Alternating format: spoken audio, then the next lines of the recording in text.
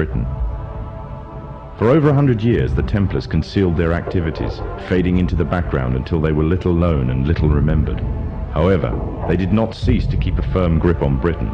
All the time they were planning, regrouping, and infiltrating positions of power in all corners of the kingdom. In 1717, the Templars made their reappearance in Europe. They had grown in both number and strength, and were now ready to coin a new identity, free from their reputation of the past, and given credibility by none other than the monarchy and aristocracy of England. And the name they chose for themselves was a name that would be known by many, but understood by a few. This new name, the Freemasons. The new identity and the grandeur of its members afforded the Masons with respect and dignity. The first royal member of the Freemasons was Frederick, Prince of Wales. The latest members include Prince Philip, the Duke of Edinburgh, and consort to the current Queen of England, Elizabeth II, who herself is a grand patron to the Masons. However, behind closed doors, the Freemasons were free to indulge in the secret rites and rituals handed down to them by their ancestors, and these became the basis of their levels of membership, called degrees. The Freemasons were not content with power in Britain alone. Their ambitions were far greater. In the years to come, the world would witness Europe and America being plagued by wars and revolutions, each more devastating than the other. However, these would not be as commonly believed, the spontaneous effects of a downtrodden people, but in fact schemes created by the exclusive few driven by hunger for absolute power. All this would take place from the very country from which they had fled centuries earlier, and would come to the base for their global domination. In 18th century France, the majority of the population was very poor, whilst the aristocracy and royalty lived a life of luxury and extravagance. There existed a wide gulf between the two classes. The Freemasons would use this to make the pledge for power, resulting in the biggest upheaval in French history. The Masons took advantage of the growing atmosphere of anger amongst the French and used it to achieve their own aims with a carefully planned propaganda war. They completely controlled the media system and used it to sway the tide of public opinion. The newspapers were geared into calling for the end of the monarchy and the establishment of a society based on liberty, equality, and fraternity. The Masons' vast amounts of wealth were used to influence the political landscape of France. Politicians funded by the Masons promoted the Masonic ideology. The secret lodges of the Masons were open to members of the French army.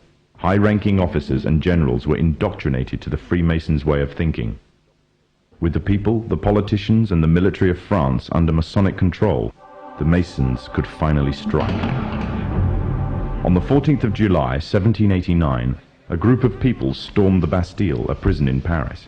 This sign of resistance against the French authorities triggered off a massive response all over France. People in villages and towns expressed their hatred for the system, symbolized by the monarchy. But it was not until 1793 that the French anger would be cooled. On the 21st of January of the same year, King Louis XVI was beheaded in front of a crowd, heralding an end to the French monarchy and paving the way for another Masonic-controlled state in Europe. With the monarchy gone, it seemed as if nothing stood between the Masons and complete control of France. However, what took place would leave the Freemasons in a serious dilemma, and what was to come next was not exactly in accordance with the Masonic plan. A young soldier by the name of Napoleon Bonaparte was about to lead France into a bloody war with Europe, and instead of dancing to the Masonic tune, Napoleon declared himself the Emperor of France. Napoleon was forced to abdicate from his throne in 1814 and was exiled to the island of Corsica. However, in 1815, Napoleon arrived in Paris again, raising a new army ready for a fresh war in Europe. The Masons had a big problem on their hands.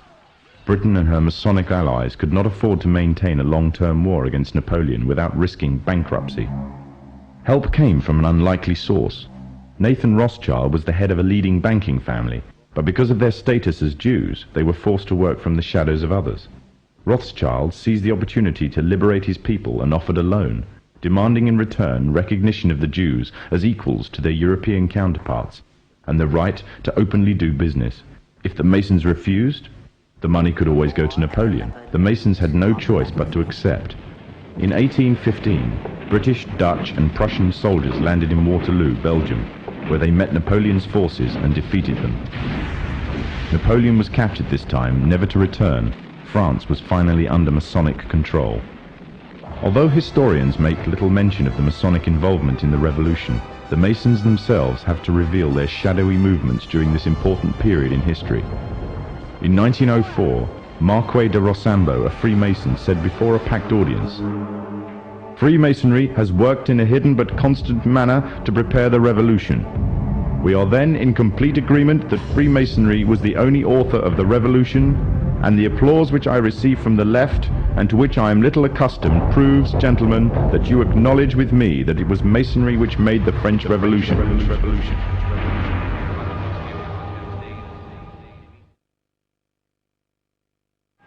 When the so-called founding fathers of America landed on Plymouth Rock, not only did they bring with them disfranchised people, they also brought the Freemasonic elements of Europe.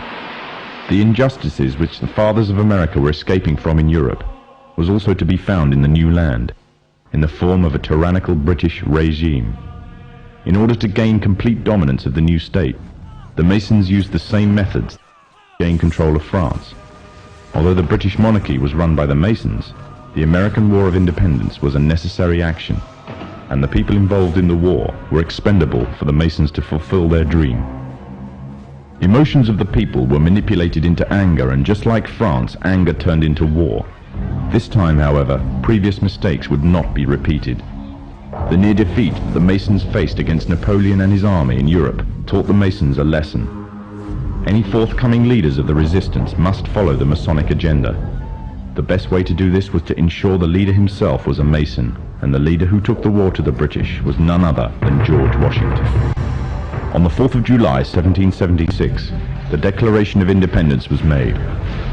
On the 17th of October, 1781, the British were finally defeated and surrendered the colonies to the Americans, and the world's first Masonic state was born, a nation that would represent Masonry in every way.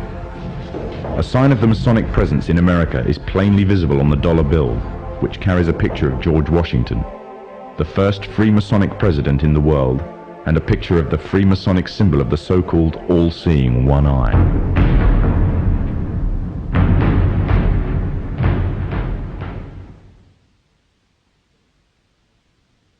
Historically, the control and manipulation of political opinion has been the Freemasons' main weapon in gaining control of countries and states.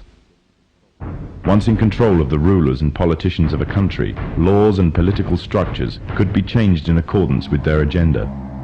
However, since restricting the body does not necessarily mean restricting the mind, the Freemason recognizes that their plan for a global government hinges completely on subduing the masses to their agenda, and thus eliminating opposition to their cause.